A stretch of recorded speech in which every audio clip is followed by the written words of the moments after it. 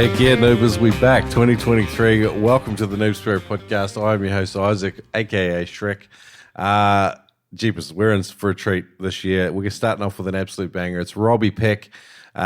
He was attacked by a estimated 3-meter bullshark late last year, and I got on the line with him again late last year. This is the first episode for 2023. It's a really good story, some profound insights from surviving a pretty brutal bullshark attack. So, enjoy this episode with Robbie Peck.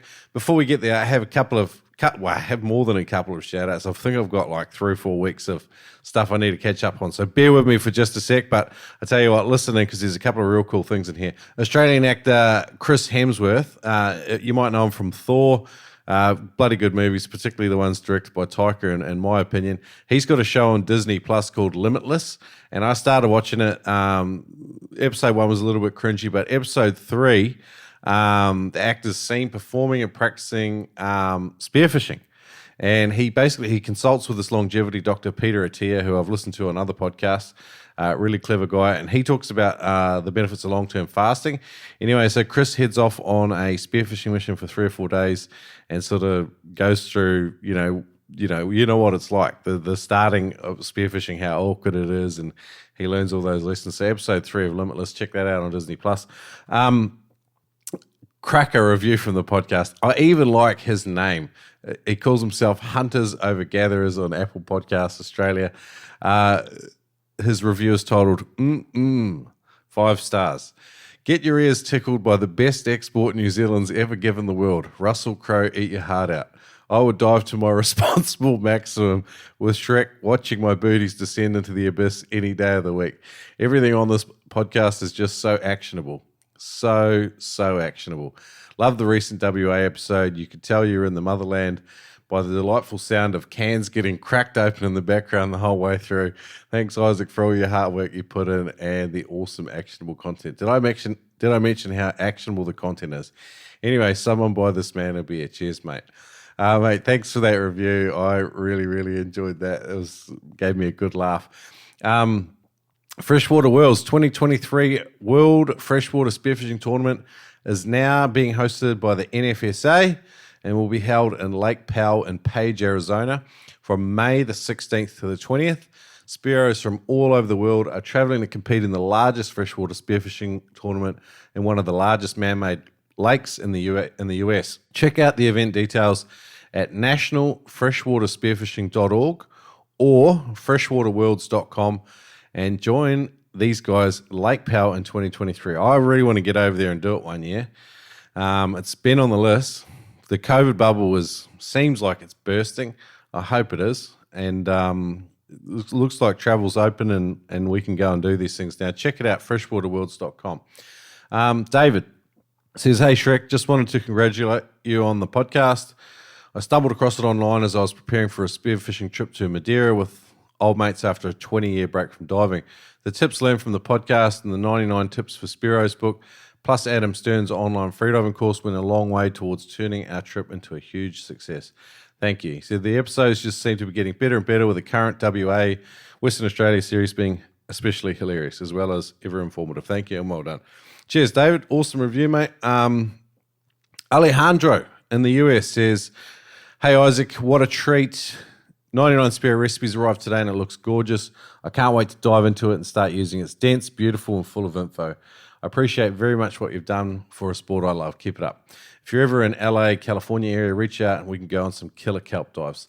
So cheers for that, Alejandro. Guys, if you want a copy of 99 Spearo recipes and you do not have one, it's available in awesome spearfishing retail shops. So I'm going to bang out a quick list here. Spearfishing Superstore in Cairns, Spear West in Perth, Boss Outdoor in Merimbula, Virgo's Tackle World in Wollongong, Batavia Coast Dive and Water Sports over there in WA. I've got all the Adreno stores. I've got them. Adreno Aspley, Adreno Wollongabba. They're both Brisbane stores. It's north and south.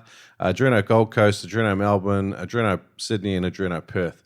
So check it out. These are the shops that have got on board and they are stocking 99 Spearo recipes. I had a number of chats with some New Zealand spearfishing retailers. As yet, I haven't had any success. I spent 3 or 4 hours on the on the horn, talking to spearfishing shops all over, and it wasn't a real pleasant experience, I'm going to be honest. Some of the comments I got were, Spearos don't read, and I found it a little bit negative. So anyway, there's a bunch of spearfishing shops that have got on and they are stocking it. I hope you guys are loving 99 Spear Recipes and cooking up a storm, and just how we continue to move forward and just make more out of our fish. And this book definitely celebrates that and this lifestyle that we love. My boy Francisco has just moved down to Tasmania. Francisco works for the Pressure Project with Adam Sellers. I love these blokes. I've taught courses with them. And if you go to pressureproject.com.au, check out Francisco's courses running in Tassie every month, particularly over summer, December, January, February. He's got courses up there. If you're in Tassie, check out Francisco. He's an awesome bloke. Last but not least, before we get into this interview with Robbie, thanks for bearing with me. Ben from Thwaites Marine in Coffs Harbour. He's a legend, by the way. If you live in that part of the world, he would be the only guy I would have work on my boat. He said, "Hey, Shrek, massive congrats for the 99 Spear Recipes book. Laura gave, as his wife, Laura gave me a copy and another workmate, and he said, I expected it to be awesome, but I was blown away, and she was too. It's just epic. I can't wait to get into it and try a few recipes out." So, I had a real good reception for the 99 Spear Recipes. I'm super stoked with the way it's landed in the community and the reception it's had. Thanks for sharing so much of it around and getting amongst the action. But hey, let's get into this episode. Robbie Peck, 3-meter bullshark survivor. Here we go. 2023, we're up and going. Adreno.com.au, the home of recipes, blogs, videos, equipment reviews, and an obnoxiously large range of spearfishing equipment for frothers like you. Not only that, but spearfishing trips and courses and trips that I sometimes get to go on.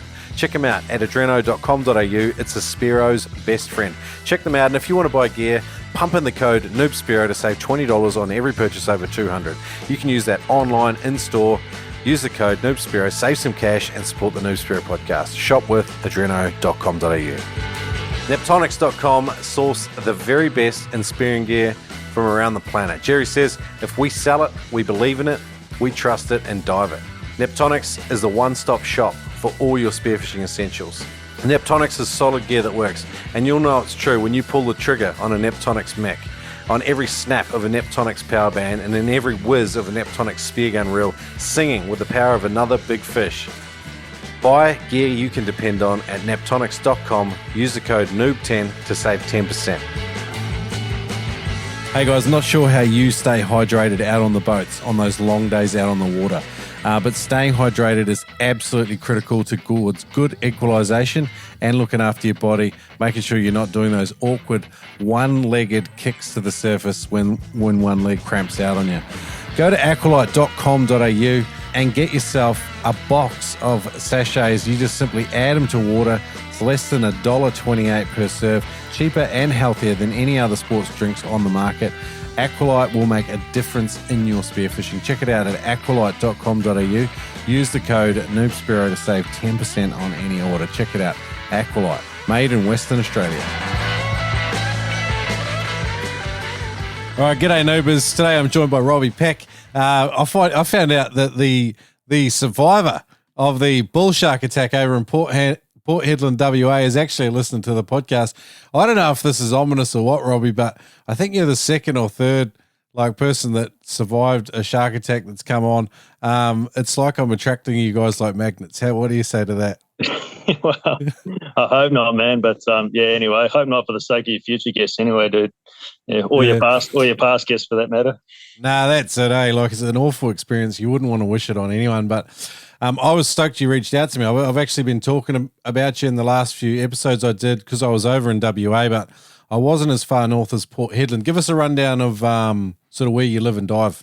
Yeah, sweet, man. Yeah, so live up in Port Hedland in the northwest of West Australia. So we have very tropical water up here.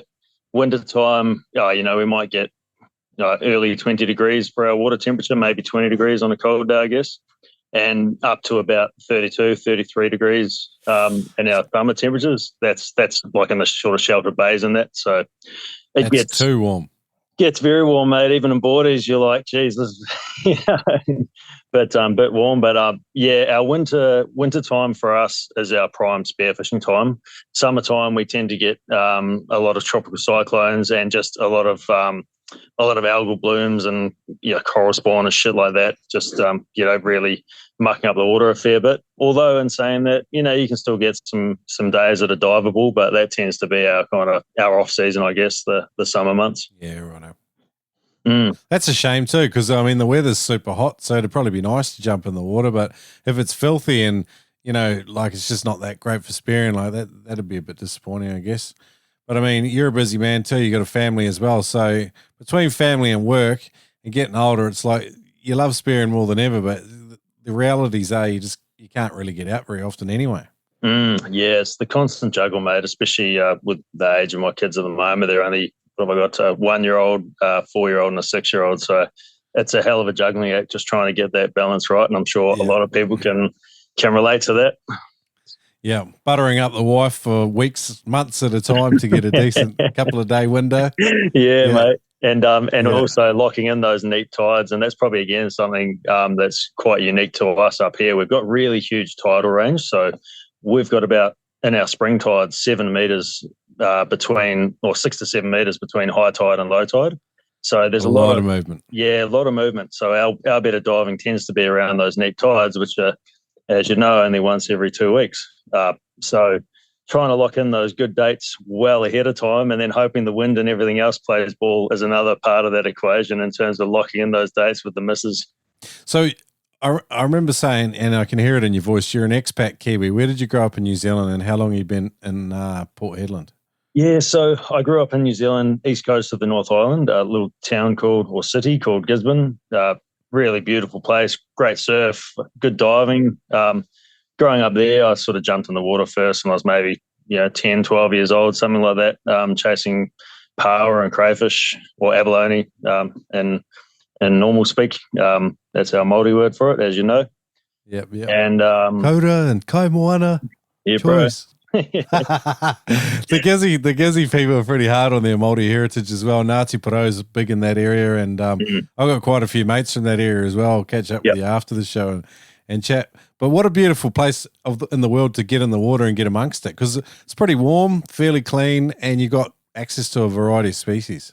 Yeah, we do. Yeah, so back to the question as well. So I've been up in WA for about 13 years, Port Hedland itself for about 10 or 11 years now. But in terms of spearing, only about 6 years experience spearfishing now, so it's still relatively new to that side of it. Still loving it, just frothing on it. Oh, mate, it's great. Yeah, cool. Well, it's good to get a bit of a picture of sort of where you're from and where you are now. You've obviously reached out to me, and I was stoked you did, because sometimes you don't want to be the ambulance chaser. Like, I know you've just come off doing a whole bunch of TV interviews and all this sort of stuff. And they have a very much a rugged 24-hour news cycle. The beauty of a long-form podcast is you can explore some sort of issues at a greater level. And I don't really care too much about the flash and the pan information, but I'm genuinely interested in your experience. I know you said you've had a ton of insights out the back of it. So, I mean, if you can, walk us through the whole day and situation. Yeah, so I guess a brief overview before we go into the thick of it, I guess. Day started off, we were going to go out wide, which for us is about 60 odd Ks out, because we got pretty shallow water for a long distance out here. So you can go 60 odd Ks out and we'll still be in 10, 12 meters of water in places. Wow.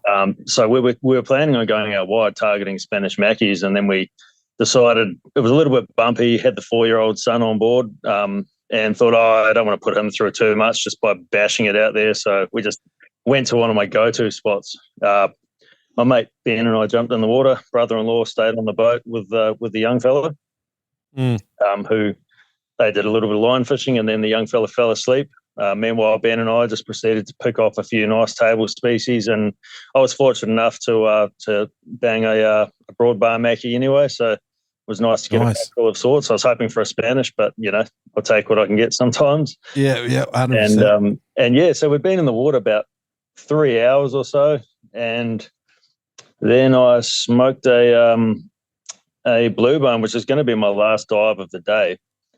And all of a sudden, I'm 13 meters underwater, and I'm pulling this fish in towards me. And at this stage, the fish is probably a good 2-3 meters away from me still.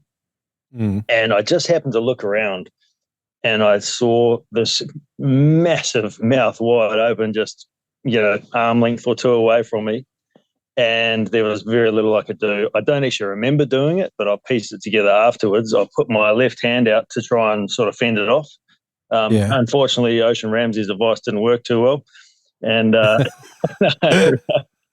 ended up, or maybe I'm just uncoordinated, probably that. But, but anyway, my left hand ended up down the shark's throat and it lashed on. Yeah. So, but it was actually, despite my bad luck, mate, that was actually one of the things that quite possibly saved my life, because with my hand down its throat, it was actually only able to bite onto my upper arm, which has got a much larger bone than the forearm. Had my arm been sort of straighter or bent rather, the jaw would have got the upper arm and the forearm. And I reckon with a shark that big, which was later, by the way, confirmed to be a bull shark with DNA at 3 to 3.2 meters based on the tooth spacing,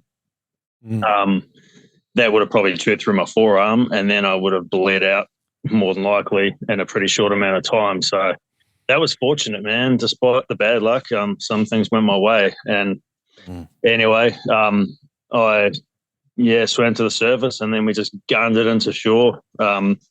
Meanwhile, the 4-year-old, fortunately, he was asleep for the first crazy moments. Yeah, and then we just gunned it into hospital. But I guess there's a whole lot more detail in that. And then eventually I get flown down to Perth on a Royal Flying Doctor Service. So for anyone who's not familiar with that, it's just basically a not-for-profit organisation that takes people from remote places in Australia and delivers them to the nearest hospital, which is a fantastic service. I was so stoked to be able to have that. 100%.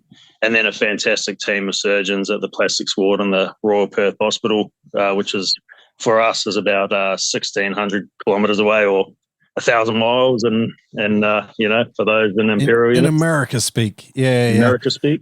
Mate, when I was over in WA, you do get a sort of an overview of the sheer scope of the place. And the Royal Flying Doctors, I think, Australia is such a big country, like area-wise, so they do an amazing job. And I'm stoked that they're a part of your recovery, I guess. So I want to go back to, you were on the bottom in 13 meters. Have I got this right? Yeah, mate. Yep. And you shot a black spot or a blue bone, you call them over there, is that right? Yep. Black spot husky, yeah. Black spot husky, yep. And you were still on the bottom, and you were retrieving the fish when the bull sharks come at you. Yeah, mate. So this is contrary to a lot of sort of typical bull shark behavior or shark behavior in general, where they attack you on the surface.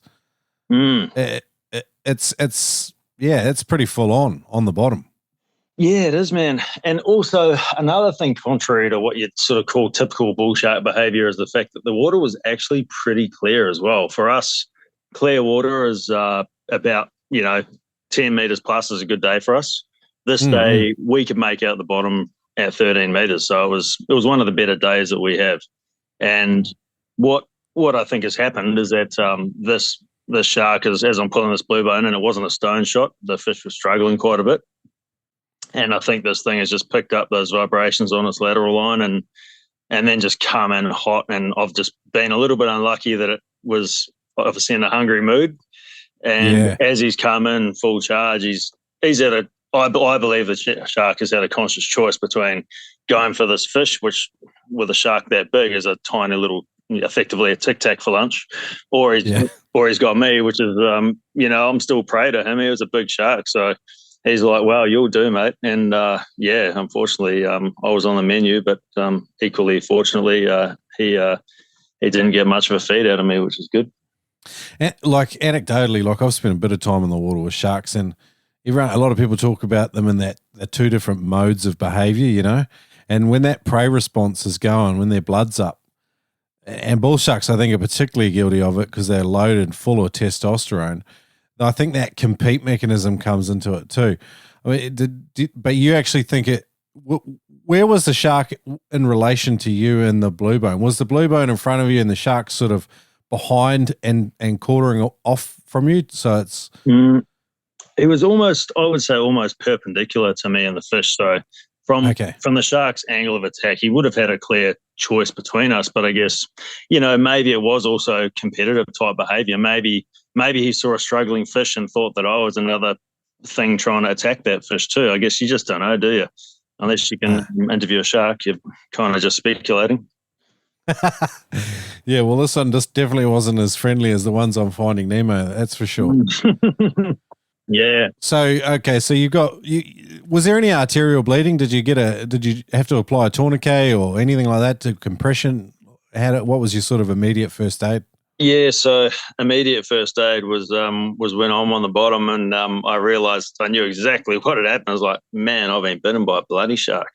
And so I just ditched my spare gun. I shoot with a real gun, by the way, so just ditched that. Funny side story about that later. Remind me to tell you about that. But anyway, I ditched the gun, and then I just used my right arm just to apply pressure to the wound, and then my hand just sunk into the flesh, mate. And it was hectic. I was like, this is a bad bite.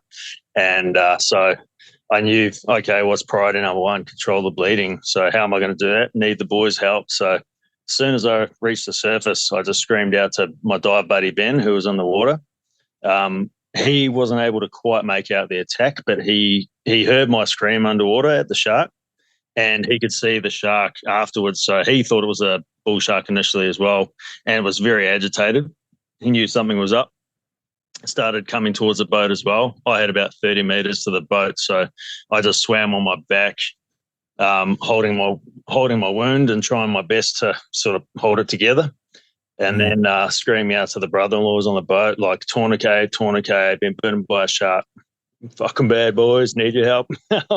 Yeah. And so it was hectic, man. And then I get to the back of the boat, and Clive just said that there was so much blood in the water, and he just did a superhuman effort, just scooped me up with one arm, and I'm not a small bloke, 95 odd kilos, and just scooped me up one arm into the boat, and I knew straight away, okay, I need to get in recovery position, I need to keep the wound elevated, and we need to get this bleeding under control. So the irony is that for years, I've had this tourniquet in a little plastic box that used to sit up just at the front of the boat. And because I was in the process of selling the boat, this box is a little bit beaten up and ugly, I decided to take the thing off. Oh, God. And then I'm like, I was like, where's the tourniquet? I was like, shit, I don't know, man. I don't know where I put it. and he's just turning shit upside down, trying to find this tourniquet, and emptying out my dye bag. Couldn't find anything. I was like, man, stuff it. We just need to get pressure on this wound. And to his credit, he already had towels and bandages laid out. We did have a first aid kit on the boat, a separate one. So he threw them on, and then we got the pressure on. Meanwhile, the dive buddy Ben gets to the back of the boat, and once he's sort of got his fins off and his spare gun in a safe place, then Ben took over with the pressure and said to Clive, mate, grab that knife, go and cut the anchor rope. And so he grabs the knife, walks to the front of the boat. And then I didn't find this out till later, but as he's walking back from the bow of the boat back into the cabin, he slipped, and the handle of the knife brushed up against the side of his neck right across the artery. Holy moly. So, fortunately for him, the blade was pointing outwards, and so Clive's just like, oh God, just threw the knife in the water. It's like, sweet, we don't need that anymore. So then I was like, and again, Clive is my brother-in-law Clive, he's not the biggest boating person, like he's sort of fairly new to it all. And so I said to mate, just turn the key, but the boat is start-stop, press that button. And so he did that, and I said, just drive towards land, drive towards the port infrastructure, because we got huge on all port here. You can see all the ship loaders and everything. So that was a good landmark for him to go towards. Nice. And, meanwhile, he called the ambulance, and I don't recall saying this, but I did in the moment, and it was, call 000, our emergency number, ambulance, priority 1, Port Hedland boat ramp, opposite Dome Cafe. And he just repeated that 3 times, and to his credit, he, going full noise of the boat at this stage, and, 70-odd Ks an hour, pretty hard to hear things, but he just left didn't even know if they'd heard him properly, but he just left the line connected and just put the phone down and just proceeded to keep driving. Then they're roughly halfway back. Clive's reckons he's going through these ideas in his mind about some sort of like a James Bond type landing at the beach where he's going to like drive it up on the sand, because he doesn't really know how to navigate jetties and shit. I was like, thank God you didn't, man. We would have been smashed. Anyway, so fortunately, Ben, who is my dive buddy, who's is the familiar boatie, he took over the navigation and the driving. As we're getting closer towards shore, we've got big tugboats coming in and out of the port all the time, and we had to slow right down for these tug wakes, because they're good meter high tug wakes. They're big, and I knew by this stage I was losing blood and needed help, and I knew every second counted, and I was like, mate, just send it on the next one, knowing that there's always going to be 2 sets of wake, and the next wake's going away from us. And so he just gave it to it on the next wake.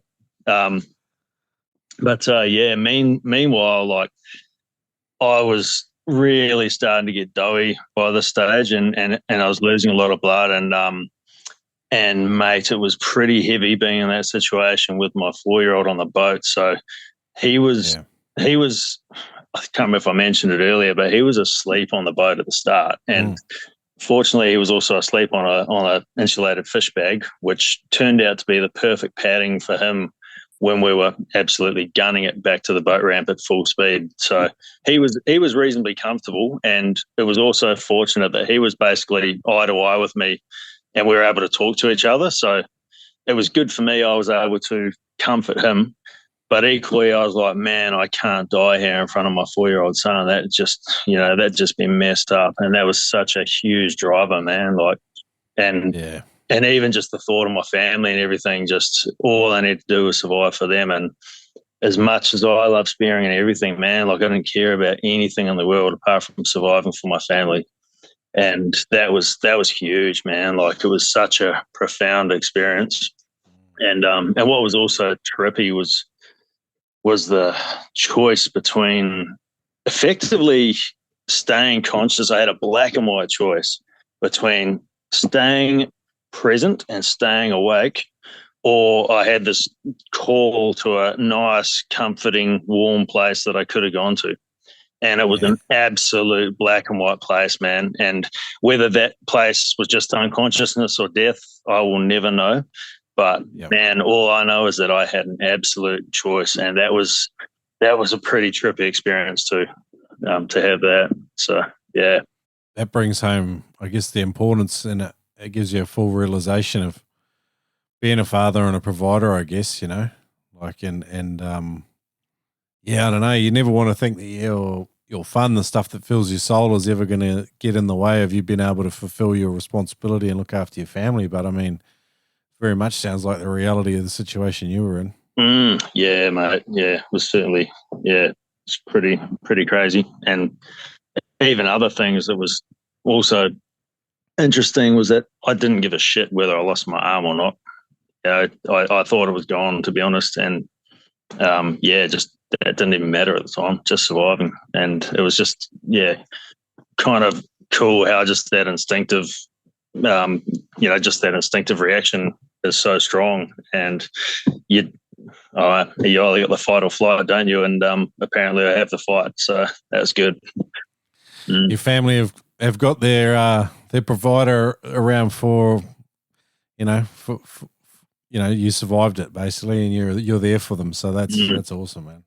Yeah, man. Pretty epic. Far out.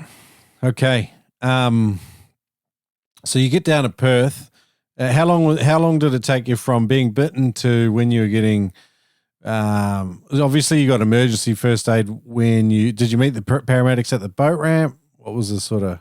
Yeah. So, what basically happened? We got to the boat ramp. Oh, yeah, interesting side story too, right? So we had a Department of Transport boat just doing regular patrols, like they're sort of the water police type function, checking boating licenses and safety gear, things like that. They've obviously seen us banging it into the boat ramp and thought they were on some sort of a police chase, and I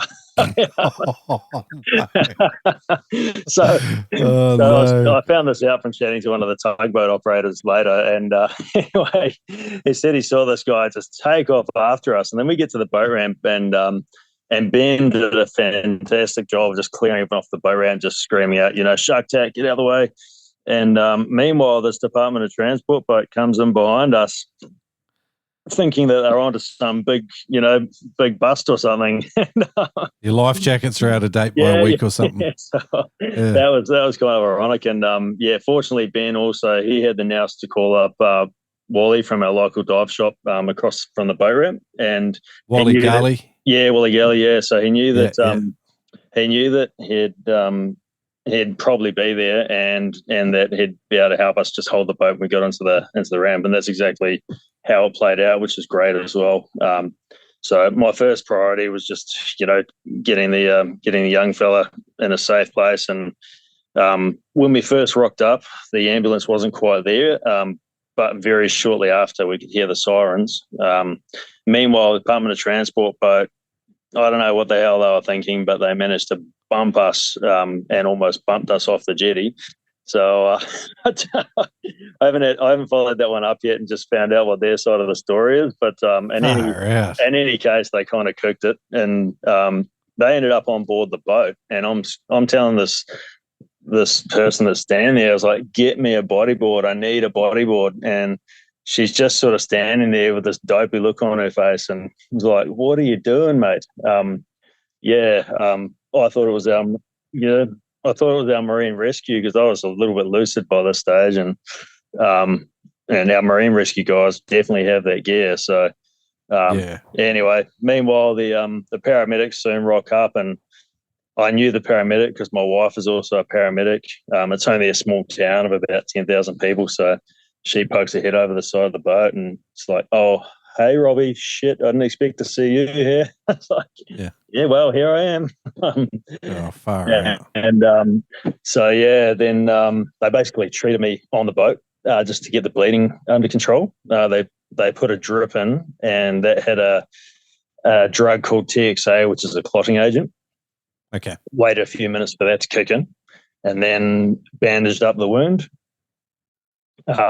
Meanwhile, they did actually get a proper stretcher. Because of the awkward position and being on a boat, they decided to go for the canvas stretcher.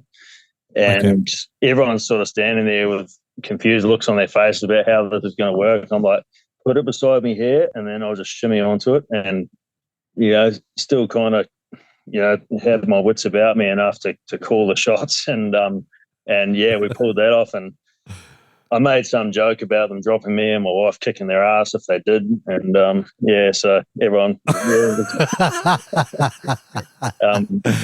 then meanwhile, the brother-in-law and my son James, they went across the road, had a little bit of a clean up at Wally's shop. Or at least James did. He was covered in my blood, the poor little dude.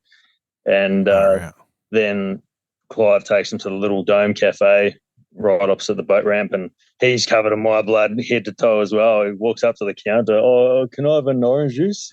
Guy's like, "Mate, you can have that for free. It looks like you've been through a bit." And you've had a rough day, mate. Clive's pacing up and down outside the Dome Cafe, like he needs to call my wife and tell her what's happened. He's like, "How the hell am I going to deliver this news? What am I going to say?"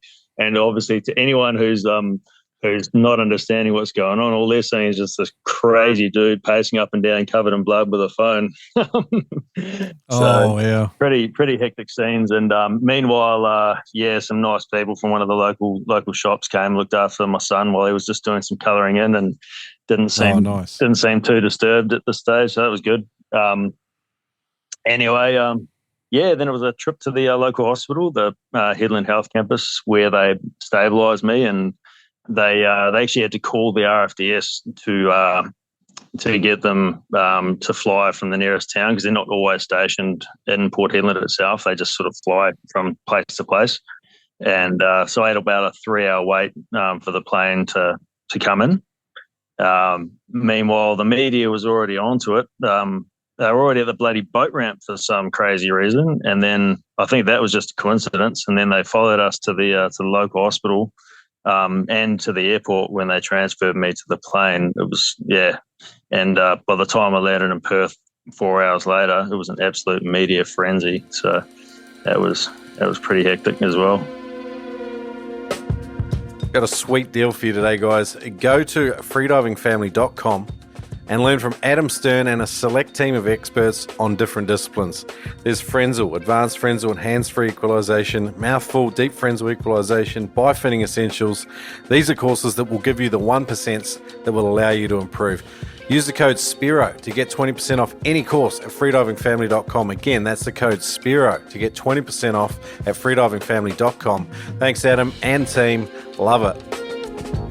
Today's podcast is brought to you by Audible. Get a free audiobook download and a 30-day free trial at www.audibletrial.com/Noob Spearo. There's over 180,000 titles to choose from for your iPhone, Android, Kindle, or MP3 player. Check that out at audibletrial.com/Noob Spearo.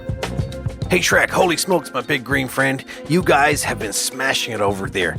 Every episode of the Noob Spearo podcast is full of actionable spearfishing info. It's exciting times, and I'm stoked that so many noobers are submitting their adventures, lessons learned, and pictures here at spearingmagazine.com.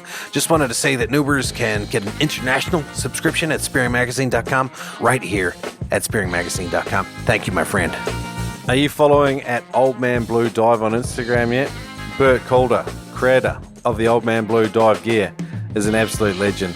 They're people that froth on the spearing life and intentionally make super hard wearing and practical gear that will stand the test of time. Visit oldmanblue.com.au and check out a bunch of tough, robust equipment made by people that are just as passionate about spearing as you are. oldmanblue.com.au. Why do you think, this is a philosophical question and kind of off topic almost, but why do you think shark attacks attract such dramatic media attention? Is it because I guess it's so foreign to most people? They don't get in the ocean. Sharks are just terrifying. I don't know. What do you think? I have given this a lot of thought since this happened to me, and the conclusion I've come to is because our lives have been linked to the sea for a very long time, pretty much since the dawn of Homo sapiens. Like, you think so many cultures have made ocean going, trips across places. Now, I think it's a fear that's deeply ingrained in our DNA, and much for the same sort of instinctive type of fear or reaction we have to, for example, looking at a campfire. Everyone loves looking at a campfire, and I think the reason for that is because campfires have provided us safety and protection and cooking our food in that for thousands of years. If you believe in the evolution, at least anyway, and even if you don't, they've still, and I think it's something that's deeply ingrained in our DNA. That's what I think, and that's why we're so fascinated about it. But it's a really odd thing, isn't it? Because if it was a motorbike accident and I cut my arm, no one give a shit. Yeah, there's some deeper questions here, about fear in general and why people seem to love it so much. They seem to love being afraid. When I talk to most Spearos, and you don't seem any different than the rest of us, we're very risk tolerant as a subset of humanity. Spearos seem to be very, I'm not going to say we're ridiculous or whatever, but we just seem to have a more rational sense of risk analysis and the way we think and plan about it. What do you think about that? I think you're absolutely spot on with that comment. And again, I've given this a bit of thought as well. And, a life without risk is a life not lived, really, isn't it? 100%. And for Spearos, I think all of us, or certainly the vast majority of us, we accept that risk when we go into the water. The whole their domain, our domain thing, that's probably something that I wouldn't mind having a chat about too. But I mean, in terms of the risk management of it, like we do things within our control, but there's certainly a lot of things that are outside of our control. And mate, that's what makes it fun. Yeah. I was going to say, like, your experience doesn't sound like you could do much to mitigate it. Like it sounds like a freak occurrence. Like it was like a whole bunch of things lined up for that scenario to take place, and I mean it's an incredibly tough situation for you on a personal level. But I don't know. It's like, having listened to it, I don't think there's much you could have done to mitigate it. No, I think you're right. Other than not going spearfishing, which isn't going to happen. Yeah. But I've put it down to 4 things which lined up on this particular day, which are unusual compared to what we'd normally experience, at least in this part of the world. One, it was such a large shark, and that was unusual. We don't normally see that many massive, 3 meter plus sharks. We see a lot of whaler species, especially. I've seen a couple of big tigers, not necessarily so much around Port Hedland itself, but other parts of the Pilbara within a few hundred k's. So that was unlucky and very unusual to see such a large shark. Point number 2 was that this thing came in hot. Like, normally the behavior would ramp up for us. It's not like they just go from 0 to 100. Normally you see the sharks, they'll get agitated. You'll have time to be like, oh, look, these guys are getting a bit friendly. Let's get out of the water here and just move to another spot or whatever. And then another one was the fact that it came from behind. Had it came from the front, might have had a bit more of a chance. And then finally, the fact that it apparently went for the fish and not me. So there's sort of 4 things that lined up at once for that situation to happen. That doesn't happen very often. Like, a number of them are quite improbable. And so when you add all those, combine all those factors, then it's very unlikely. And that's evidenced by the fact that I'm the first person to be bitten in Port Hedland since 1917, I think it was. Far out. So, yeah. In saying that, we do have a rising shark population, and there are more and more big boys out there. The big sharks, a lot of people say, and I mean, I don't have a hectic amount of experience. Like I've chatted with a lot of people that have got far more experience than me, but the bigger sharks seem to often be more wary. Having said that, bull sharks can be pricks of animals. Like they are sneaky, and they always come in behind you. They'll go for multiple looks at you. I think they're an intimidating animal. So yeah. Yeah, I think you're right as well, mate. It's the sharks aren't stupid, are they? They're risk averse, and a shark that's old is obviously been a risk averse shark. Otherwise, he wouldn't have got that age, and that's why our usual intimidation tactics of swimming towards them or poking them off or whatever. They think, oh, I don't really know if I like this because this thing could hurt me too. And obviously, if that shark's compromised, then that's potentially the end of his life, or her life. So. I think there's a lot of truth in that, absolutely. And equally, sharks get educated as well. We see different shark behaviour in different parts of the Pilbara. For example, where there are a lot of sort of tourist Spearos who aren't that used to diving in northern waters with a lot of sharks, they'll just often freak out and just at the first sight of a shark, and they'll just give the bloody shark the fish. Which is the worst thing you can do, because then that shark becomes accustomed to that, and then they associate spear gun, even the sound of a spear gun going off, with a feed. And we try not to let them get a feed up here, because otherwise you end up with a whole lot of educated sharks that are poorly behaved, shall we say. Yep. The Pavlovian response, behavioural economics 101. Like I agree with you, but I do have a level of sympathy and understanding for people that are 100% intimidated by sharks. I mean, that's just like you mentioned before. That's a lot of evolution has gone into teaching you to be like that and to behave like that. Yeah. But it does sound counterintuitive. But don't give them a free meal for sure. I wanted to ask you before. So we kind of glazed over from the shark biting you to when you got to the surface. So you knew you had been bitten, but I don't understand what happened to the shark. Did it let go all of a sudden? Was it how fast was it from it grabbing, latching onto you to the next part, buggering off? Yeah, so as I said, I was on the bottom. It grabbed on. I think it would have been attached for about, only a second or two, but it was enough time for me to scream at it, which made it let go or encouraged it to let go. And then what happened as my hand came out of its mouth, it sort of turned away from me, and that's when my wrist dragged across its bottom jaw. And this is all put together after the fact, exactly what happened. Yeah. But yeah, dragged across its bottom jaw, and then cut tendon, several tendons and nerves and the minor artery. So that was basically what happened. And then from Ben, the dive buddy's perspective, he'd heard that scream, and then he saw the shark behaving very erratically, snout pointed up, fins down, all those classic aggressive type of behaviours.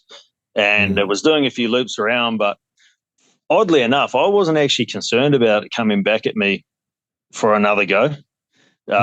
I don't know whether that's because I just thought I'd given it a bit of a scare, or maybe I just had other things on my mind, like holding my arm together. Yeah. But yeah, it was. And then even on the swim back to the boat, not once did the thought of it coming back and having a crack at me enter my mind. So yeah, I guess maybe if it was a big great white, I might have had other thoughts about that. But yeah, knowing the way bull sharks sort of behaved in the past, I think once you give them a bit of a scare, they tend to bugger off. Yeah, he got a lot further along in the process than you'd prefer, before that actually happens. But I hear what you're saying. Yeah, far out. Yeah. Funnily enough, I actually chatted to a bloke, Rick Batua. I don't know if you've heard of him and his attack, he's got a book out too. And I had a yarn to him actually. I had a mate put him in touch with me and had a nice chat to him. And he had isn't there a shark attack survivors group as well? Yeah, Bite Club. Yeah, and right. Is he in that as well? I think he is. I mean, I haven't seen him particularly active on it or anything, but it's basically just a Facebook group, and not just limited to shark bites as well. Some really interesting stories about bear attacks and wolves and all sorts of crap. So it's but it's actually a really from what I've seen so far, a really fantastic support group, and even they have free psychologists, etc. that you can reach out to as well if you wish. So that's a pretty cool thing. Yeah, but I think their catch cry is something like the club with the worst entry requirements in the world.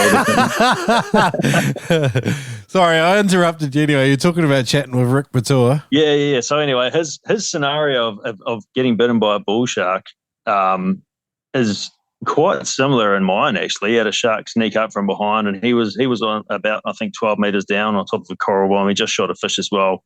The shark grabs onto him briefly, and he managed to punch it off. But mate, you look at his wounds, and I'm like, man, I'm a pussy, Yeah, is it his like really bad? His wounds were severe, mate. And it was a much bigger bull shark as well. I think his one was closer to 4 meters. Hectic, mate. But anyway, he's got a great book. I bought the book, and I've been really enjoying that too. So yeah. Well, he's done all sorts of crazy stuff in the water. So you guys got to compare notes. It's good. I mean, it's good how the internet has made the world a lot smaller place, in a lot of ways. Like there's ways, I mean, it's cool that you're able to connect with people like that and you share a lot of common ground, and most other people won't be able to relate to your experience, Yeah, that's it. Yeah, cool. So you talked about, you were keen to have a discussion about, our domain versus their domain, because there's a lot of cliche and there's a lot of chat about, like you hear people say, and I don't know how true it is. I haven't been attacked by a shark, but you hear people say that old chestnut, like, oh, well, I went into their domain and I knew the risks, and so I accepted them. open this can of worms up if you can a bit more for me. Yeah, well, my logic around this, right, is that we briefly touched on it before. I think humans are linked to the ocean. I mean, where do people tend to build houses and the most expensive real estate tend to be? On the coast, because we like the water. We've sailed boats and collected food, etc., from the ocean, for as long as we've been around. And yeah, I think that we modify our environment on the land and in the water. And why is the water so sacred that doesn't apply, that we can't be, at least it's our domain. I don't think it's solely our domain. I think it's a shared domain with the sharks. And I 100% acknowledge, and I think most Spearos would too, that sharks have an extremely important part in the ecosystem. And we're certainly not the apex predator in that domain. But to say that it's their domain, I disagree with. I think it's a shared domain. We have just as much right to be in the water as they do. And a few anecdotes that I've kind of thought of is, okay, you think about your local football field. Man, that used to be the domain of a heap of native animals wherever you live. And all of those animals have been displaced because of your human influence. Now, I'm sure that if we dumped a whole lot of snakes on the local football field and said, it's their domain, no one would be playing any footy that day, would they? Because, and likewise, your houses. Your house, if there's ants in there, spiders, whatever, that used to be their domain. But guess what? You got a house there and you've said, don't particularly like you being here. So, get rid of them. There's a couple of things there. Like, I mean, if I can represent this group's point of view, I think sometimes they feel that, humanity is, it's in the words of Agent Smith, like we're a virus, we're just destroying everything and we overpopulate and we do all this sort of stuff. And there is an element of truth to it, like, but in saying that, like, when people embrace their stewardship, their care for their environment, if we make a positive impact in the world around us, which we do and we can do, and we, like, there's that other side of it too. But to pretend like we're just the scourge of everything beneath the surface and above it, I think is just a bit more of that ivory tower sort of bullshit thinking that's permeated the feel-good world. And I don't actually think it's true. Like, whether you're a vegan and you eat spinach all day, like, I don't care. For you to have life and breath in your lungs, other things are dying, and, as hunters, as people that catch our own seafood, we're much closer to this reality than they are. So I like the way you look at it. A shared domain is a good way to look at it. I mean, obviously we need to be mindful of the impact we have when we're there, but yeah, why isn't it? Why is it their domain? It's our domain, I think. Yeah, I think I guess what you touched on as well. I agree as well. There are a whole lot of horrible humans in the world who don't give a shit about the environment, and I'd like to think that most Spearos would fit into the category of being more environmentally conscious, and certainly, just the selective nature of spearfishing speaks to that as well.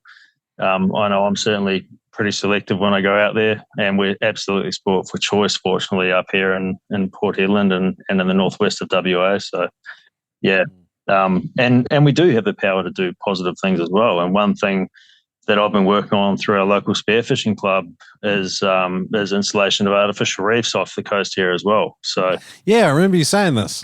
So, mate, I'd love to have more of a conversation about artificial reefs, because it's one of these impacts where we can have a positive impact, particularly on longer sort of sandy stretches of coastline where there's not much going on. Artificial structures, the difference between an ecosystem and just sandy straits sometimes. So, I mean, what involvement have you had, and where are you at with it all?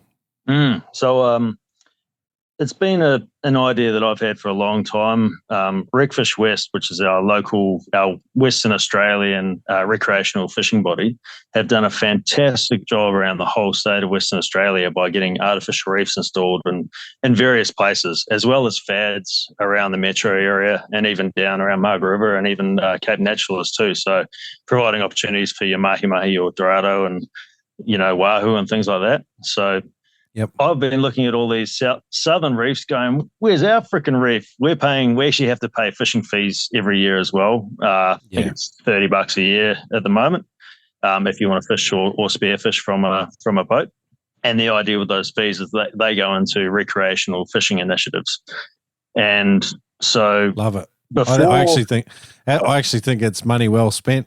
Oh, yeah, I agree too, mate. And I think, user pays model is good because it actually helps protect our interests too, especially in the way the world is going. I think, the more money you can throw at a cause, the more power you've got. And yeah, so anyway, I reached out to them once I became involved in the Northwest Spearfishing Club, just joined the committee with them. And then I was in a place, I guess, where I could have an official approach to try and push this thing, and just wanted to make our community better, and I don't know, hopefully provide some positive, in the world. And so Redfish West have got behind this thing.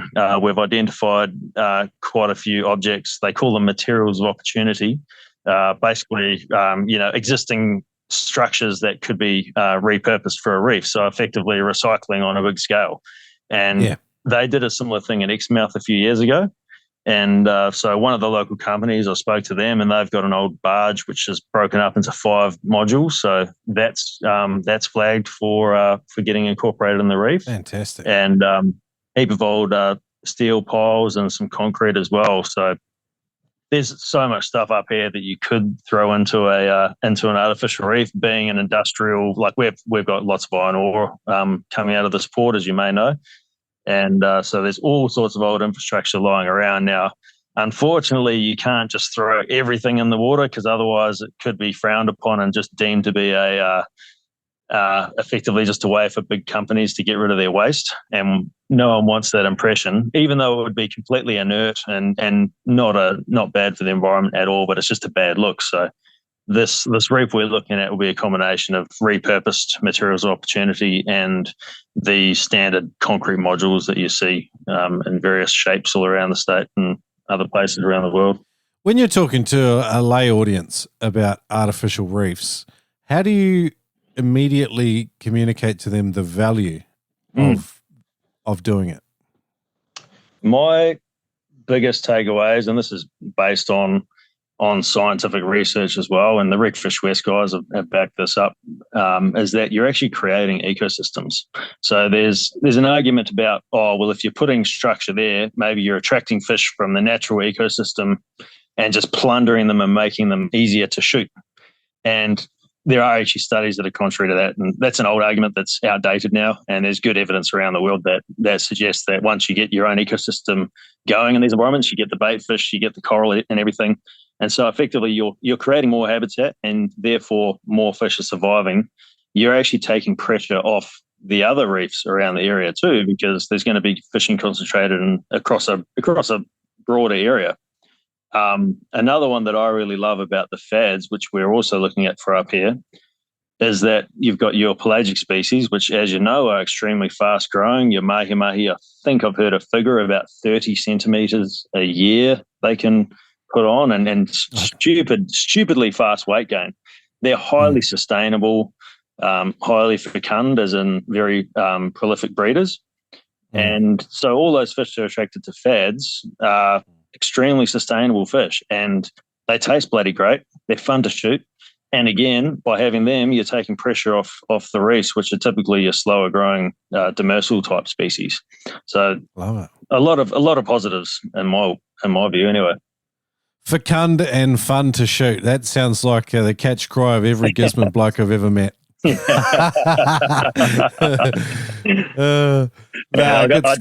do have 3 kids, don't I? So yeah, that's it. Mate, to take you back to the shark story, I don't want to belabor it anymore, but and by all means, let's go back to artificial reefs if we want. I wanted to ask you though, like I remember watching the 7 News, or it might have been the breakfast show with Koshi, and you were talking about it being a family decision as to whether or not you went back spearfishing again. Where are you at with all that now? How long has it been since you were attacked? It's been 7 weeks now. My wounds have all healed up now, which is freaking epic. But I've still got a lot of rehab to do. So being physically able to load a spear gun, etc., is still a while off. and being our off season, it's not particularly good spearfishing weather at the moment anyway. So it was probably good timing. I would have been pissed off if it was the start of winter. But yeah, so I think my wife understands that it's a huge part of me and being in and around the ocean. Like I said, the diving, surfing, sailing when I was younger as well. I just love it. And for me, that makes me a good person. When I go out spearfishing, I come back and that's my time. And particularly I found with spearfishing, even more so than the other activities in terms of the relaxation you get from it, because you have to physically relax in order to have good breath holds, right? So, and I think, that's a huge part of my life. And I think my wife gets that. She'll be fine, I reckon. Have you asked her direct yet, or are you just letting some time sort of allay some of that, that reactionary hurt? And because like any time where a group experience trauma, there's a period of adjustment time and healing that goes on. I think it's not a great time to make rash decisions sometimes, although that's human nature to try and fix everything. You see something like a terrible event happens, and then the knee-jerk reactions to fix it often create further downstream problems. I mean, are you going to hold off and wait and then ask your wife the more how are you going to go about it? Yeah, I think so.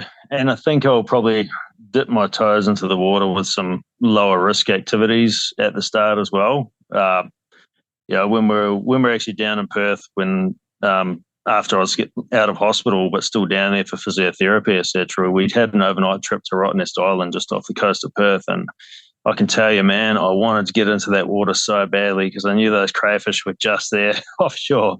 And so the desire is certainly there, man. And I think my wife, she could see how much I was pining for the ocean as well. And although I haven't raised the subject yet, I'll just let sleeping dogs lie for now. And then when the time comes, then we'll chat about that. But good news is we went down to the beach the other day. Even my 4-year-old son, he jumped in the water, no qualms at all. So that was great. Perfect. And there were even a few sharks hanging about that day too, chasing a few bait fish around. So, that wasn't really too triggering for me. I haven't had any sort of, mental sort of trauma from it. But, who knows, when I jump in the water, it could just bring everything back and I might start having freakouts from that moment. I don't know, but no, you don't know either, and it's not something to sort of disallow either, or sort of think it's not going to happen, because I've seen it happen to people in different circumstances. Maybe not around sharks in particular, but sometimes you don't know how your subconscious is going to process certain things that happen, for sure. I'm stoked your 4-year-old's is getting back in the water anyway, and doesn't seem to have a phobia or anything like that. Yep. Yeah, and I think it's probably lucky as well. He's the middle child, and anyone who's got 3 kids can probably relate to this. He's a bloody clown and real happy-go-lucky kid and a real joker. And so for him, he was probably not that fazed by it, but the older one's much more serious, sentimental kind of kid, and it was really fortunate that he was the one on the boat at the time. If I was going to choose one, it would have been him. So yeah. Yeah, cool. Good stuff. That's awesome, mate. Oh, I'm stoked you're all right. Like, when the first report sort of came out about it, it did sound pretty touch and go. So I'm stoked you're with us and able to have a yarn with me today. It's pretty cool. Yeah. Actually, that was one thing too, man. Like, I didn't know whether I was going to keep my arm or not for quite a long time, because you go to the local hospital and they've got a few surgeons there that basically they looked at the wound and said, oh, no, you need to go down to Perth for surgery. No shit. But they still have to do the formalities. And then they, until I got into Perth in the evening, about 7:30 at night, so about 7 hours or so after being bitten. And then they said they were going to take me into surgery the next day. And by the time the plastic surgeons and et cetera had done their assessment on me, it was almost midnight. And by that stage, I'd finally had a bit of hope. They were doing a few function tests, and remarkably, despite my arm, more than half bitten down to the bone, upper arm, I could still move my thumb and index and middle finger remarkably well. And nice. One little stroke of luck to do with that was The tourniquet, had we actually had a traditional tourniquet, I might not have been so lucky because a normal tourniquet will completely cut your blood circulation off, and there's a higher chance of you losing a limb. So it turned out that the spare gun rubber, the weight belt rubber that we used was the perfect tourniquet because it just restricted the blood flow enough, but still allowed the circulation to keep flowing through. So, although you'd think initially unlucky, your tourniquet, you dickhead, you took it off the boat a few days ago, it actually turned out to work in my favor. So, nice. Pretty rad, yeah. Nice. I've heard some similar things. When I worked in corrections, because I'm finished there now, we were not allowed to carry around tourniquets despite, obviously there being fairly significant trauma injuries occasionally. They didn't want us using them. For one of the large reasons is legal liability. And even with a lot of first aid providers, emergency first aid providers, they're gun shy with recommending tourniquets. Sometimes they're the difference between life and death.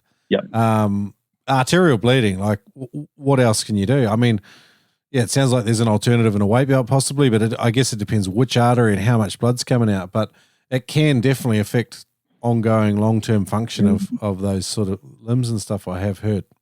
Yeah, absolutely. And I mean, for me, I was just fortunate that, the artery on the upper arm runs on the inside of the bicep, which was the part that was untouched. So, super lucky, stroke luck there. And then the only artery got on the wrist was the minor artery. So apparently there's two, major one and a minor one. So that was a bloody good bit of luck as well. Awesome, mate. Awesome. Great news, guys. Adam Stern has made his freedivingfamily.com courses available at a discount for the Noob Spearo community. If you get on freedivingfamily.com, use the code Spearo, you'll get 20% off any course. There's a bunch of sick courses on there. There's an equalizing stage 1. There's an equalizing advanced techniques video there. They're two of my absolute favorites. If you have any problems with equalizing, go to freedivingfamily.com. Get Adam's course and use the code Spearo to get 20% off any course. Check it out at freedivingfamily.com. Today's Noob Spearo podcast is brought to you by Audible. Get a free audiobook download and a 30-day free trial at noobspearo.com/audible. Over 180,000 titles to choose from for your iPhone or Android phone. Get amongst it, noobspearo.com/audible. Free trial, free book. No brainer. That's noobspearo.com/audible. In the world of freedive spearfishing, there's no magic breathing technique that's all of a sudden going to get you down and shoot massive fish at depth and holding big bottom times, but there is a way to do it safer and smarter, take down more fuel to maximize the time that you have there. Learn at noobspearo.com/TED with Ted Hardy from Immersion Freediving. If you take down more fuel, you can stay for longer. Learning to take a bigger breath is not such a big deal. Ted breaks it down for you with a free online course at noobspearo.com/TED. Take down 20 to 30% more air just by learning how to take a full breath. Again, learn how to do it free at noobspearo.com/TED. What's the spearfishing club you're part of? Yeah, so we're a Northwest Spearfishing Club. Committee member of that. Also a member of the WA Undersea Club based in Perth too. So although I haven't actually, I signed up to them on the hope that I'll be able to get to the odd Karratha comp that they do, which is a couple of 100 kilometres down the road, and also to some of their craig competitions, etc. But I haven't managed to make that happen for a while now. The realities of dad life. But just had the opportunity to get involved in the committee, and I really enjoyed my experience with the club when I first signed up, and I thought it'd be nice to give back and help out, and so I've been involved in the committee for 3 years now. Cool. And treasurer. Treasurer, mate. Yeah. So initially I was on the general committee, and then needed a treasurer, so just I'll be treasurer. Robbie's a sucker; he'll do it. Yeah. So anyway, but it doesn't really matter what your title is. We all just chip in and try and make it happen. Mate, the important thing is that someone's fulfilling the functions and the roles in those clubs, because it keeps them alive, and you need good people, and you need good people to continue to rotate in and rotate out based on what's going on in their lives. But clubs they only keep going because of the efforts of a few good people, that's for sure. I did have a brief look at your Instagram. Bert Goes Bang on Instagram. Mate, you're an infrequent poster, I see. Yeah, I know. I need to sort my shit out there, don't I? But I did say to you earlier, I have heaps of footage, which I just never get around to posting. And now I've probably got a bit more downtime and no time to actually do the activities. I'll start putting a bit of that footage out there. But did you have a GoPro on your head when you got attacked? I did, mate. Yeah, so I've got one of the mask-mounted GoPros, and 99% sure I was filming at the time too. And unfortunately, somewhere in the chaos that ensued between getting bitten and getting dragged on the boat, the mask has come off, and it's probably sitting. I'm hoping it's still sitting down there and hasn't drifted too far.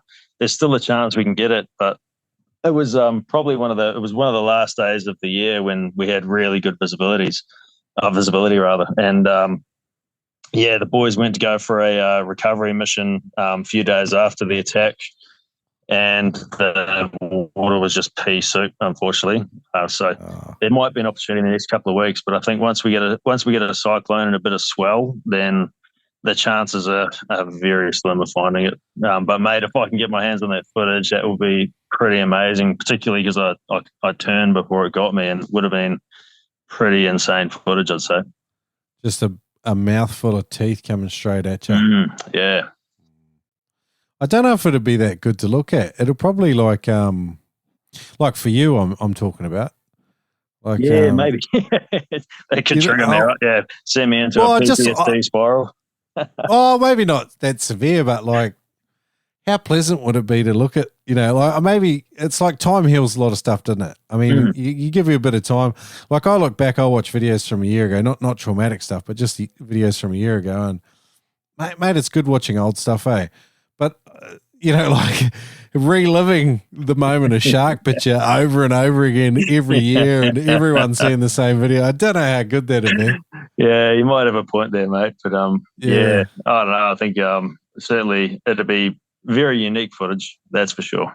And I think a lot of people would want to see it from some sort of sick fascination.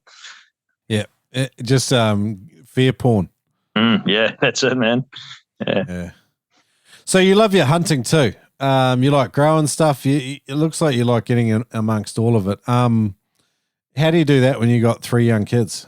Yeah, well, hunting, especially when I was in New Zealand, is a huge part of it, as you know, Shrek.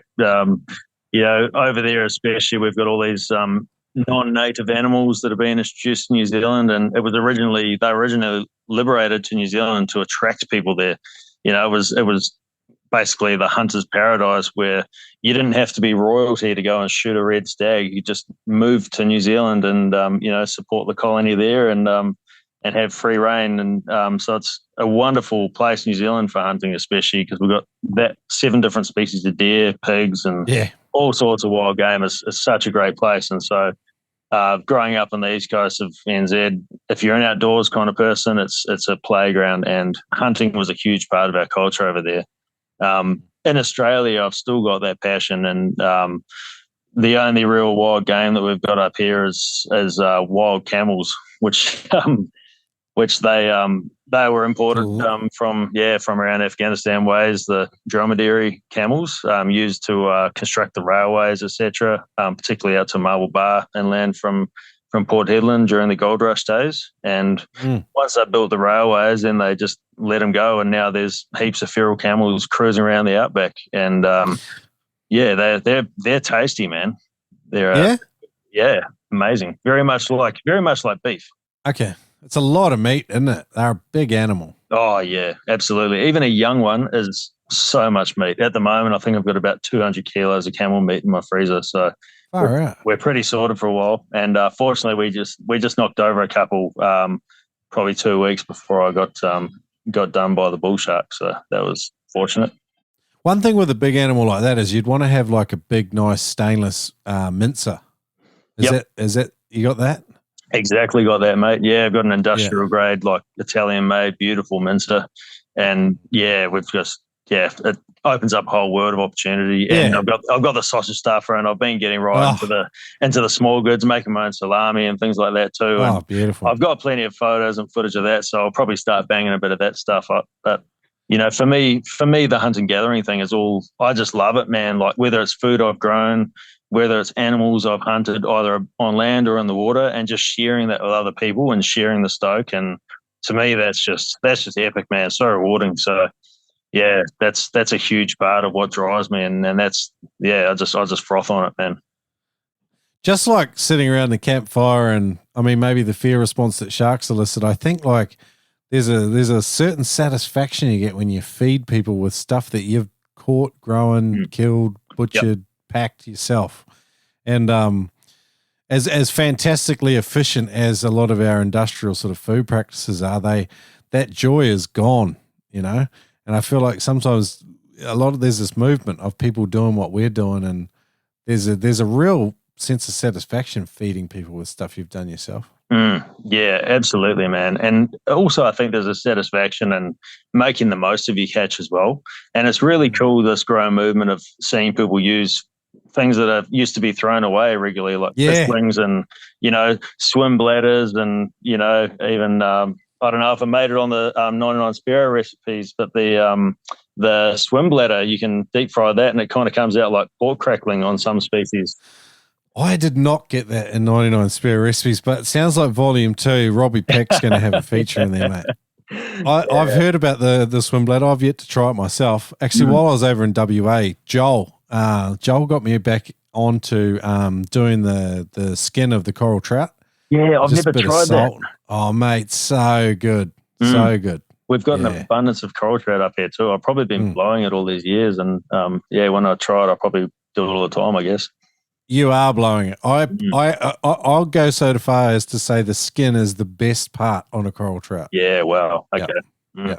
Second, and the wings probably come a close second. Like that head meat is good on them as well. But because I don't even think coral trout's that tasty a fish to eat. It's good. Don't get me wrong. My wife loves it, but for me, it's not up the top of my eating thing.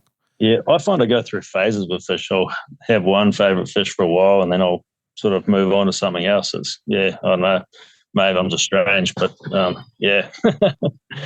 What's the ranking cod? They go all right, eh? I got a couple while I was over there. They eat really well. They do, yeah. And I find as well different species of fish lend themselves to different cooking methods. Red emperor, I think nothing beats. Crumbed red emperor is just one of my favorite fish to have. It's so beautiful crumbed. And then, some of the species that are probably lesser targeted not that much, like the Spanish flag or stripy sea perch, I think they might be known as sometimes. Yeah. I cook them whole and do an Asian whole cooked fish recipe, and that is absolutely amazing. And those fish are prolific.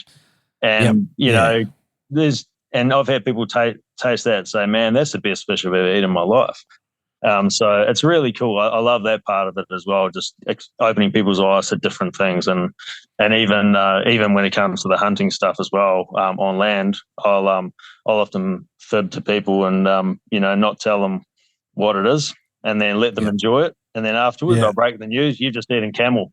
And I find if I do it that way rather than the other way around, they go into it with a preconceived idea about how it's going to be, and their mind plays tricks on them. But if you let them actually eat it and assume it's just beef, then they enjoy it, and then you tell them afterwards, they accept it much more readily, and then they'll actually ask for another feed another time. So it's using deceit artfully.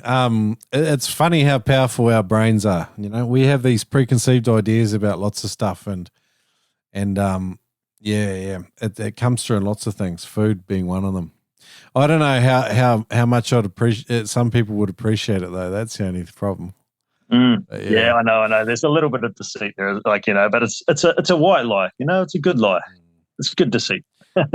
One thing I noticed when I was over WA down further south though was the structure. Lots of cave structure, wicked sort of benthos, but then also sort of like deep surge as well, washing in and out of these caves a lot.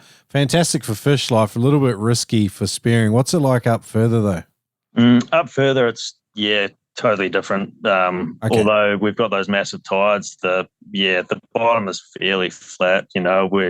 Our ground is typically, maybe a little limestone ledges and not really much in the way of caves or anything. Although there's a few spots you get out to, like the Montebello Islands off Karratha. They're a few hour mission for us from Port Hedland, but that's just a really beautiful place to go diving, and a few cave structures and stuff around there. Wicked. But yeah, our ground's fairly flat and open. But I've done a bit of diving around, the Margaret River area around Perth and that, mostly chasing crayfish, and I know exactly what you're talking about with those deep surgy holes. Yeah. It's I don't know. There's everywhere you go, there's something unique and different about the diving, and often sometimes the locals don't appreciate it, or they don't even realize it as much as people that aren't from the area. So what for you, like diving off where you are? What was something you struggle with, and how have you sort of overcome it? Well, interestingly, man, like as I said, I've only really been spearing for 6 or so years. And the thought of jumping in the ocean up here with all the sharks up here scared the bejesus out of me. I did not want to. It just put me off for a long time. And funnily enough, it wasn't. Yeah, I did some breath hold training, also with Wally from the dive shop here, and that was a real eye opener for me about the spearfishing approach and what you're actually able to do. And with that, it was just static breath holds in the kiddies pool, and we, the aim was to try and double your breath hold from the time you got your first contraction. And after 3 nights in a row of doing that, we pulled some pretty good times. And I would have thought before that, a minute was like my max breath hold, even in that sort of environment. And it really opened my eyes. And the fact that you've got reserves when you don't think you've got reserves was a real game changer for me, and allowed me to be more comfortable with the idea of going spearfishing and diving deeper, and knowing that if I got a contraction, I wasn't going to die straight away, that I could just make my way to the surface quite safely. And so that was huge. And then after that breath hold training, then I got the chance to jump in the water, and I was still shitting myself about sharks.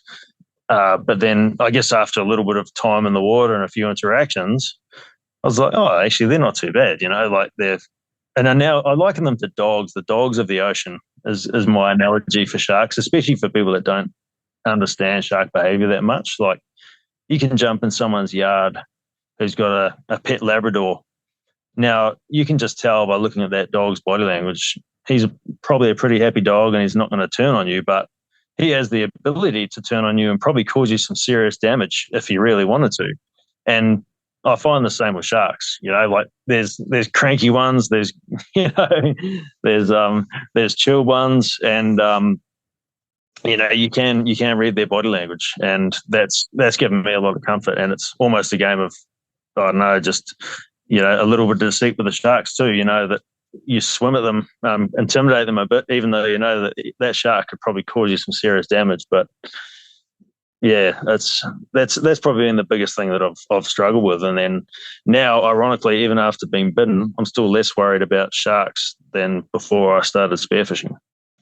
Any thoughts of using a shark shield or anything like that? Yeah, I've got one that I wear in around the Perth and Metro region, and the reason for that is because there's big tanks of great whites there, and I figure if I can do something to reduce my risk of getting taken by one of them, then that's probably worth it. But up here, I find, because of the size of the sharks don't tend to be that big, and because they are a bit of an encumbrance on your diving experience too. There's the bulk of it. There's also the fact that you get the odd zap from it when the cable gets in the wrong place, and it's just another thing that could get tangled up in your shooting line and everything. So I've veered away from it. I've also heard some people argue that if there are sharks in the area, they might come in to check it out more. And so some people have a bit of a rule that if one person's got them on, everyone's got them on, and none of my mates have got one anyway. So yeah, it's funny. Spearos are definitely subject to cognitive bias, and by that I mean, like, correlation is often, a lot of opinions are drawn from sort of anecdotal experiences, and then huge assumptions are made. And sometimes it's fair and true and science hasn't caught up, and sometimes it's inaccurate. It's not causation. It's merely correlated. Yep. But I don't know, like we lack a lot. There's a lot of pieces missing from this. There's not a lot of peer-reviewed studies done on huge cohorts of Spearos and things like this. There's no, I have chatted with the guy from Shark Shield, and I've chatted with lots of people about them, but a lot of it is just speculative, isn't it?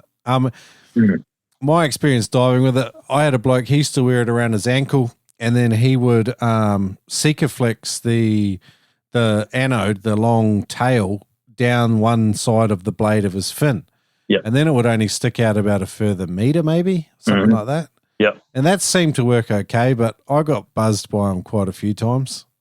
Yeah. So, I've done a similar thing with my old fins were plastic fins that I just drilled a hole in, which I threaded the cable through. But in saying that, they weren't too long. And back to your example of the surgy caves and crevices down in the southwest. Remember once I got pinned. I was chasing a crayfish and I got pinned by a surge in this little gap, and as the swell was receding, and the anode landed on my neck. And I was just getting belted for about 10 seconds until the current let me go. It was pretty hilarious. But yeah. Oh, far out. Yeah. If you could capture that in a short video, that'd be a good advert for Shark Shield. Yeah. But yeah, I mean, there are other mitigation strategies out there as well. You got the shark eyes, which I actually was wearing on that day. I've got the shark eyes on the back of my mask. So, and despite the fact that you could argue it wasn't effective on that day, I do seriously think that eye contact is a huge thing for sharks. And while it may not have been effective enough to deter a fired up bull shark on that particular occasion, I have no doubt that it certainly helped me out in other occasions, possibly occasions that I'm not even aware about as well. I have similar sort of thoughts about it.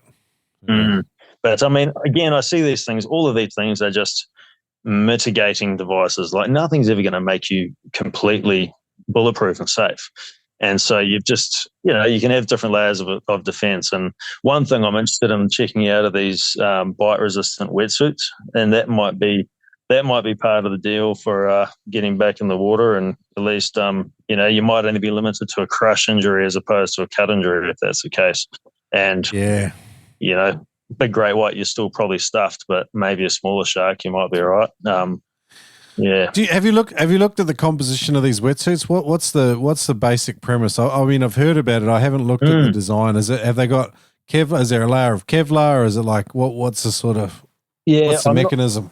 I'm not 100% sure what the makeup is. I'm not sure if it's Kevlar. It could even be Dyneema, maybe. I don't know. But it's like those you got those cut resistant gloves that you wear on your hands. Maybe it's something similar to that. Yeah, it doesn't strike me as, I'm sure you're sacrificing some flexibility. But, like hearing Barry Paxman the other day and how he dove in woolen jerseys and stuff, it's like, man, we're spoiled. We're spoiled. Yeah, we are. We really are. So, I mean, maybe you could sacrifice a little bit just to get that additional peace of mind. Certainly for my situation, that could be handy in terms of getting the permission from the wife. This podcast is brought to you by aqualite.com.au. This is the best solution, bar none, for staying hydrated in the ocean. If you're a Spearo, it's an absolute no-brainer. It's a game changer. If you're doing extended trips and the cramp starts to set in and the old body's telling you, hey, that's enough, just get hydrated and it will save you a whole heap of woe. It's a groundbreaking product that can help you to stay hydrated. It's got low sugar, it's less acidic than other options on the market, it's rapid absorption, help you to maintain performance. Dehydration of just 1 to 2% can affect your mental and physical performance by up to 6 or 7%. And when you're spearfishing, you can tell when dehydration is starting to affect you because the equalization goes out the window. Get Aqualite at aqualite.com.au. It's scientific rehydration that Spearos know and trust. I know because one works there, and that's why we've set up this discount code for you. 10% off when you use the code NoobSpearo at aqualite.com.au. Check it out. Australian-made hydration products tailored for Spearos and a whole bunch of other people that suffer from dehydration too. But check it out at aqualite.com.au. Use the code NoobSpearo to save 10%. Mate, let's head on out with the faster round of questions. We'll get into some of your philosophical stuff again if we can. I might save a philosophical one for last. What's the single best piece of advice you've ever been given for spearfishing? Would have been, I think it was a Daniel Mann video where he said, if you've got different spear guns, try and stick to the same brand and the same style. And that was really good advice because I've found that I've got 3 guns, all different lengths. I've found I can easily switch between my different guns, and they're just standard, double rubber rail guns, and they do the job, and I can go from gun to gun depending on the visibility on the day. And my aiming is generally pretty spot on. So that was some really good advice that I'm stoked I've taken. Love it. Who has been the most influential person or people in your spearfishing journey? I've got so many, to be honest. But yeah, I'd say Wally from the dive shop. He was the one that gave me that breath hold experience, and took me out on his boat a couple of times. It's GT Diving, Port Hedland, isn't it? That's right. Shop? Yeah. So he's been really fundamental with it, and yeah, cool. And then I'd probably say as well, just the YouTube videos I've checked out as well. Daniel Mann I listed, he's got such a great channel, and I think I saw he was voted #1 awesome spearfishing channel just recently, and Adam Stern as well. I've got some really good tips off him in terms of free dive technique and breath hold. But I sort of just try and soak up as much info as possible, and I'd probably say the Noob Spearo podcast has been a huge part of that equation too, man. Hats off to you, dude. The question wasn't going to stop until you'd mentioned Noob Spearo for sure. No, also I'm stoked you've enjoyed it. Are there any other podcasts that may have influenced you? Mate, there's like 20-something spearfishing podcasts now. Is that right? Yeah, okay. Yeah, and there's a couple getting around in different languages too, and I only listen to one, mate. I'm loyal. You don't have to be. You can be promiscuous amongst your spearfishing potties if you like, buddy. There's a couple of crackers around there. I like the space we're in. It's a rising tide. Who's the best person to go spearfishing with right now for you, and why? Oh, that's a tough one. I've got two really great guys that will spring to mind. Actually, 3. Ben, my dive buddy who helped save my life, he's obviously up there. He's got to be #1. I wouldn't be here if it wasn't for him. And but yeah, funnily enough, Ben and I hadn't done a huge amount of diving together as buddies, though. It just hasn't worked out. Competitions would tend to buddy up with other people, and he works a different roster to me, etc. So yeah, but Ben's certainly got to be on the list now. And then I've got a mate, Max. He's just a really conscientious buddy. He's a competent diver. He's also a very good safety diver. He's someone who that when you go down, he's going to be there keeping an eye out for you. He's responsible, and he's not going to make stupid decisions. And I think that the safety factor in a reliable buddy cannot be underestimated. 100%. Equally, I've got another mate, Derek, who's he actually works at the same workplace as I do. We've both got he's got a young son as well, so he's also a cracking dive buddy, because there's often times we'd be on the boat together and take the boys out for a little mission, and make a little family day of it, and that's always a good one as well. Yeah, cool. Your favorite piece of equipment? What is your favorite piece of gear out of all your spearfishing gear that you've had, past or present? What's made something? What's memorable? Why do you love it? Probably, I'm torn, man, between my 1300 Rob Allen spear gun. Yeah. Just to simple, reliable bit of kit that I just love it, and I love the simplicity of it, and it just does the job for me. And I just find that I can shoot really well with that gun in particular. But also my carbon fiber fins. I've got a set of sea juiced fins made by a guy. I think he lives down in southwest WA. Okay. And, I'd only ever used these shitty, like basically scuba diving style fins until then. And I got my hands on these carbon fibers, and I was like, oh my God, this is a game changer. And yeah, it's just made the whole experience so much more enjoyable. And yeah, I just love them, man. And what's the brand? Sea Juiced. Sea Juice. Yeah, Sea Juiced. SEADUCED. I don't know if he's even still in production. I've had these things for about 4 years now. So okay, cool. I like hearing about some more little niche innovators doing some cool stuff, and if they're working for you, they're working for you. So that's cool. Last question, man. Big and philosophical. Could you describe what the spearfishing experience means to you in one sentence? It's relaxation. It's mindfulness. It fills my cup, man. Active mindfulness for those of us with ADHD. Yep. Yeah, I'm a hyperactive bastard. Although my mate did give me some Ritalin once, and yeah, I'm not ADHD because it actually perked me up. So that was, I think that was a shock to all my mates. They're like, man, I would have sworn you were ADHD, but no, I'm not. Just an active bloke. Awesome, Robbie, mate. I've had a blast chatting with you. People can come follow your Instagram. That's incredibly inactive, but very cool. Bert Goes Bang on Instagram. Is there anywhere else people can get hold of you? Yeah, I've had a YouTube for years. Again, even more inactive on that. Don't even think I've ever posted one video on YouTube, but I'll now I've got a bit of time on my hands. I might start banging a bit of shit up there as well. I've got a few hunting videos which I've made over the years, so I'll throw them up at some stage. And but yeah, certainly the Instagram, I'll become a little bit more active on that for sure. Cool, awesome, buddy. Well, mate, thanks for making time to chat with me today. I really enjoyed hearing your firsthand experience of an encounter that really none of us want to experience, but you did it with as much grace as any of us could hope to, I think. Yeah, no, thanks, man. Unfortunately, you get a bonus WA episode, but WA part 6. Yeah, all good, brother. Well, if you ever want to chat again, Robbie, you're always welcome on the podcast, brother.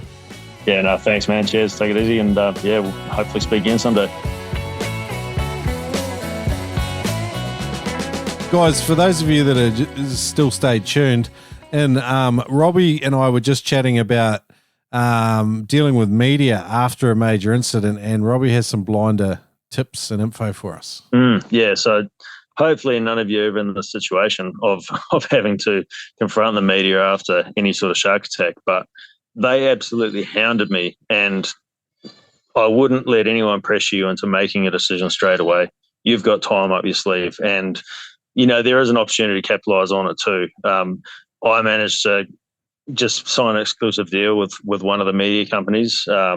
Basically, negotiate with them. Don't accept the first offer that comes along because, they could be shafting you a little bit. But more importantly, go with someone that you think checks out that's going to represent your story accurately, because there's a lot of sinister stuff that goes out there in the media, and they can really twist this thing and make you seem like a bad person. And I was kind of shocked that I actually had someone in the hospital, a media advisor, come to me, and they said, don't be surprised if they ask you questions like, don't you think it was irresponsible that you had your 4-year-old son on the boat, things like that.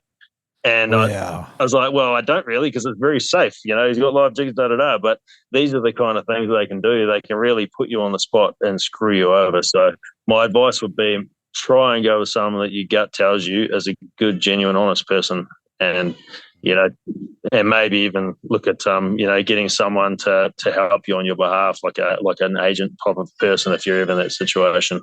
Yeah, nice. Cheers, Robbie. Well, yeah, mate, and people can always look you up on Instagram if they do get in some sort of awful situation. Yeah, but as you sure. said, you don't wish it on people. But Bert Goes Bang on Instagram, and reach out to Robbie. He might be able to give you some words of wisdom.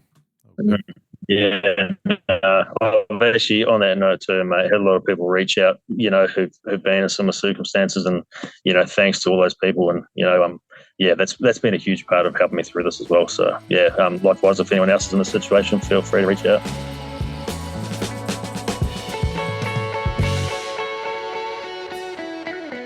Hey guys, I hope you enjoyed Robbie's take on our spearfishing lifestyle. So a really powerful story there, particularly just the way that attack went down and the insights that he took away from it. I think there's stuff in there for us all, and an entertaining chap as well. I'm hoping to get over and dive some further north stuff at some stage, and in celebration of that, next week I've got another Port Hedland local coming on. It's Wally Garley. Now, we mentioned him in the episode today. He owns GT Diving there in Port Hedland, so come back next week for another Port Hedland local, and and we've got some awesome things in 2023. Just want to thank all the patrons that have stuck with the show and support this on an episode-by-episode basis. If you go to patreon.com/Noob Spearo, jump on and support the show on an episode-by-episode basis. It's all appreciated. All that money turns into fuel that goes in the Noob Spearo outboard, powering this podcast. That's it for me. Come back next week. Wally Garley, GT Diving. Boom. Today's episode was an absolute banger, and so is our major sponsor, Adreno. Visit them at adreno.com.au. They have a huge range of equipment. You can find it at adreno.com.au. Use the code NoobSpearo at checkout. When you shop online, you can save $20 on every purchase over $200. You can even use that code in store at some of their huge mega stores Australia-wide. Price beat guarantee on any Australian spearfishing equipment price. Again, visit them at adreno.com.au. Use the code NoobSpearo. The Noob Spearo podcast is incredibly proud to be partnering with Neptonics.com. It's solid gear that works, equipment you can rely on. It's the very best in spearing gear from around the planet. Neptonics is also the one-stop shop for all your spearfishing gear, particularly in the US. They got free shipping on all orders over $99 in the US. Furthermore, you can use the code NOOB10 to save 10% off on your entire shopping basket at Neptonics.com. Use the code NoobSpearo at Neptonics.com.